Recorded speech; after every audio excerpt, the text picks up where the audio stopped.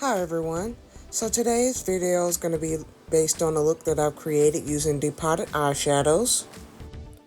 What I did was I took some of my drugstore eyeshadows and placed it into a magnetic palette. The magnetic palettes I got from Amazon, and I'll have all of the links and all of the products that I use in the description area below.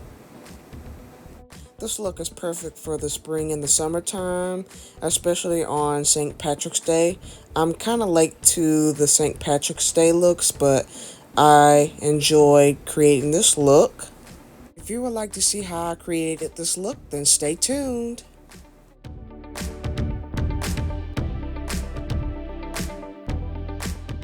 Now, first of all, I'd like to begin by filling in my eyebrows. I like to keep my eyebrow routine nice and simple.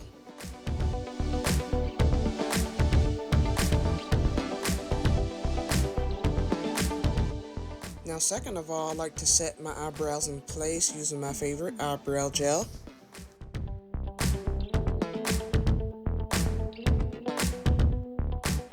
Next, I'm going to take a clean Q-tip and clean up the edges of my eyebrows.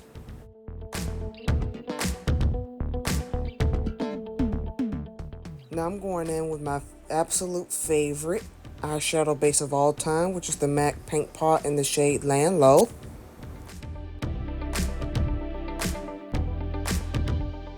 I always like to make sure I spread it all over and then make it even at the very end. Well, the rest of this step is very self-explanatory. Come to think of it, I've been wearing MAC products for over 12 years now. I was 17 when I started playing with makeup, and I'm about to be 30 this year. To all of my makeup wearers out there, feel free to share your thoughts down below on your experience on when you first started wearing makeup. Now I'm taking the star of the show, which is my custom-made palette, using my depotted eyeshadows. I'm taking this forest green from this palette, and I'm going to place that into my outer corners and into my crease. With colors like this, it's essential for me to build it up and blend it out as I go.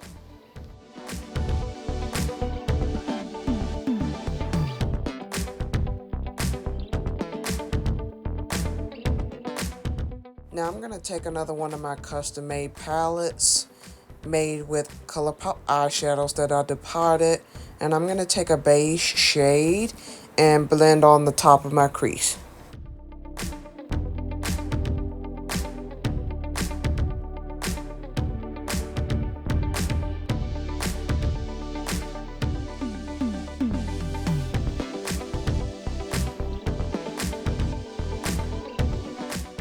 Now I'm going to use that same palette, and I'm going to take a lighter shade of beige and placing it on my brow bone area.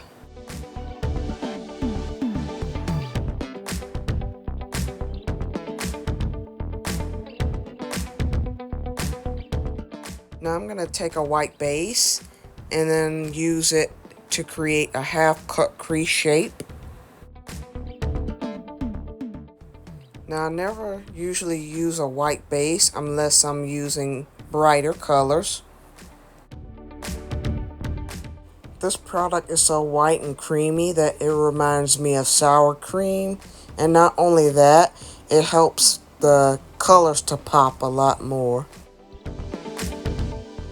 Now next I'm going to go back in with the first palette, and I'm going to take 2 shades of green and mix them up together. I'm going to place that shade right at the very center of my eyelids. This palette was so much fun to make because, number one, it helps save room in my drawer for new products, and also it helps me to organize my colors in one place. Now next I'm going to blend out the edge of that shade that I placed on the center of my lid.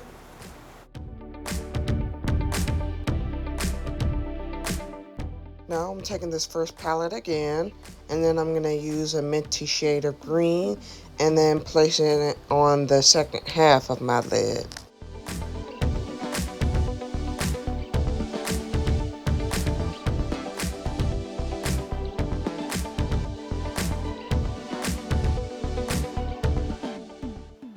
using the same brush to blend out the edges of these two shades I placed on my lid. Now I'm going to take a bright yellow gold from that same palette, and I'm going to put that in my tear ducts to give the look some brightness. Green and gold is also a great combination because they always complement each other well. Now I'm going to blend out the edges with no additional products.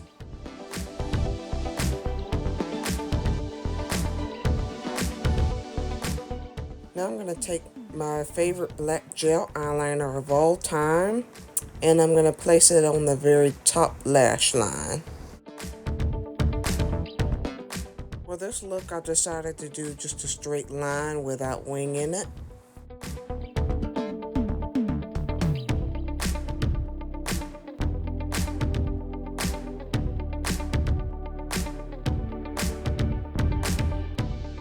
Now I'm going to take this forest green from the first palette again, and I'm going to place that right at the very top of where I put my eyeliner at. Now the purpose of this is to help me create a smoky eyeliner effect.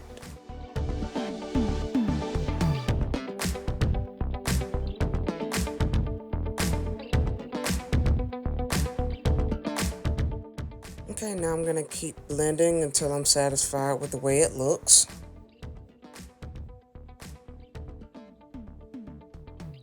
Now I'm going to put on my favorite mascara from Essence.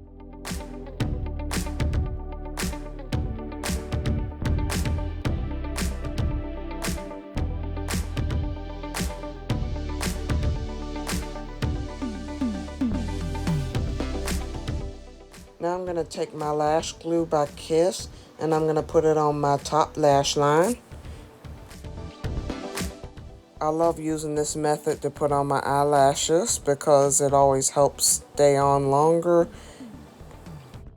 Some people like to use the eyelash glue and put it on the actual false lashes, which is okay. And then I'm going to put on my eyelashes. As you can tell, I'm just pressing my real lashes together with my false lashes, so that way they'll blend together well. When I first started wearing eyelashes, I didn't really like it because of the heaviness, but once I started playing with makeup more, I realized with certain looks, they look better with false lashes.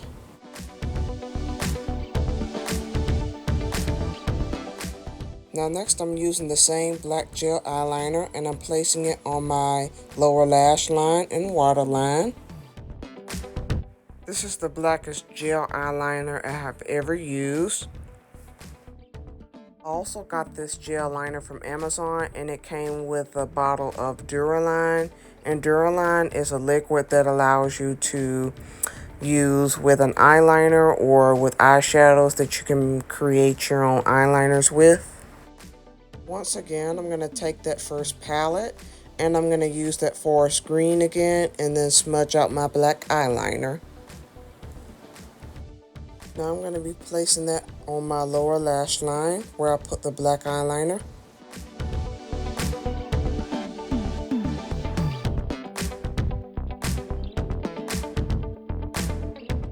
I'm going to take that first beige shade that I used on my upper crease, and then also blend out my lower lash line.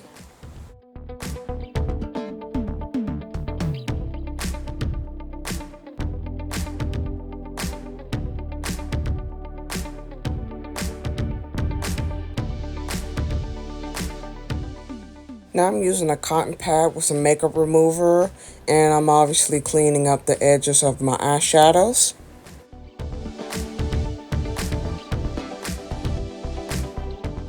Now I'm going to take a clean blending brush, and I'm going to blend out the edges of my eyeshadows one more time.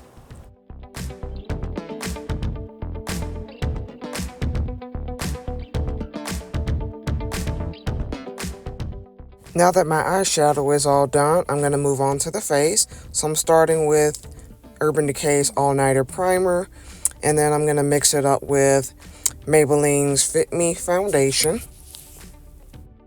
Now I like to use a kabuki brush when I'm applying my foundation because it gives it that airbrush look. Most of my tools are from drugstores, so if I had to choose a favorite, I say it would be Real Techniques because they come in sets and they're a lot easier to find. Just in case if anyone is curious, that's what most of my tools I use to put makeup on. As usual, I also will list all of my tools in the description area below as well. Real Techniques is easily found in drugstores like Walmart, Walgreens, and even at Ulta stores. Next, I'm going to be taking Fenty Concealer in the shade 385 to highlight and conceal my under eyes and forehead and chin, obviously. And this is my all-time favorite concealer. I love the fact that Fenty Beauty is versatile and it also has products that fit every skin tone and skin type. The only downside to luxury makeup is that not everyone can afford it, so sometimes it'd be better to use something that's easily available. Sometimes you can find products in drugstores that are just as good as the high-end products over the counter. And next I'm going to be doing some contouring using Kat Von D's concealer in the shade number 195.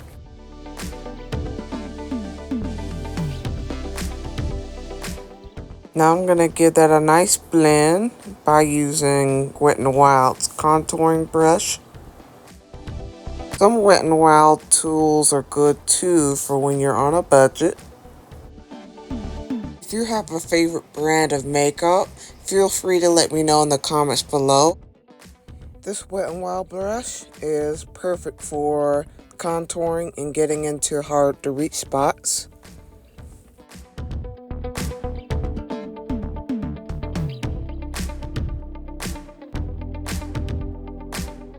Now I'm going to blend everything together using the brush that I use to put on foundation to blend out the edges of my contour and highlighting.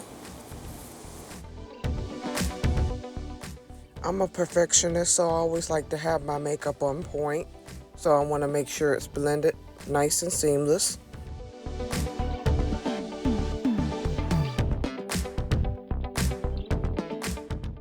Now next I'm going to be taking my setting powder by Bakerie in the shade Oat, and I'm going to set my concealer.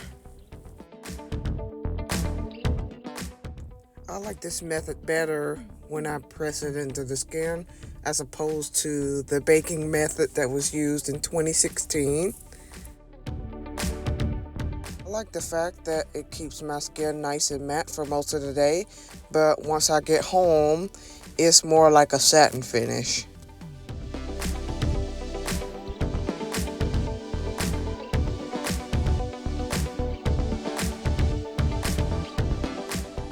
Now next I'm going to be taking my homemade highlight, contour, and blush palette. Now I'm going to be wearing the pink matte blush from this palette.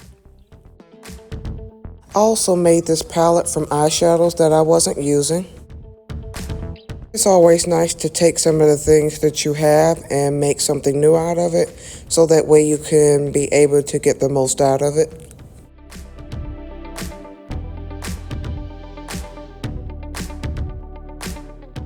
Now I'm going to be taking the same blush, highlight, and contouring palette, and I'm going to use the brighter shade for the highlighter. I also love the fact that this palette gives that nice sun-kissed glow to my skin. I also want to make sure my highlight is nice and blended.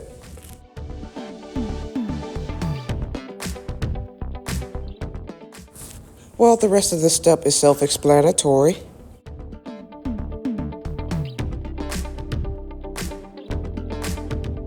I'm going to take my same palette I used to highlight and contour with. I'm going to be setting my cream contour that I used the brown concealer with. I always like the fact that this shade gives it that nice bronze look as well.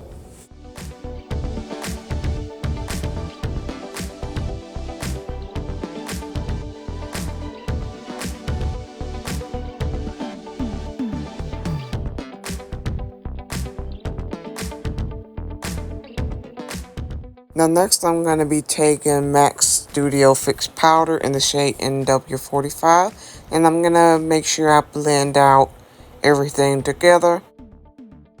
I always like to go in with a powder that matches my skin tone after I had my highlight and contour put on. That way it'll help me make my foundation look natural.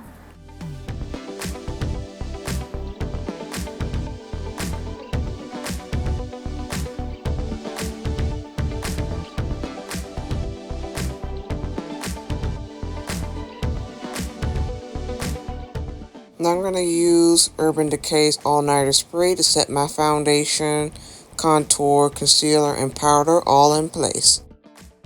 Now next I'm going to be taking a lip primer by Anastasia Beverly Hills, and I'm applying it obviously before my lip colors.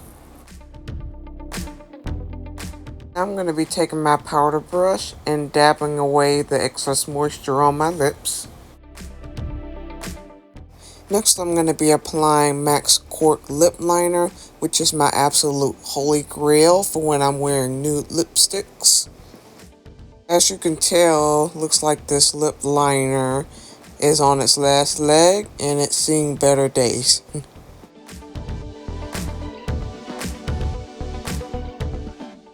So to balance out the look, I'm going to be applying MAC's Whirl Lipstick for a nude color. This color gives out that washed out nude color, which I like a lot. Finally, I will be taking MAC's Bow Luster Glass and placing it on top of my lipstick for a shiny effect. Depending on my mood and what I'm wearing, sometimes I may wear a gloss and sometimes I won't. Well, the look is all complete. I sure hope you guys enjoyed this tutorial and found this helpful. Feel free to like, share, and subscribe. And until next time, stay safe, stay blessed, and take care, y'all.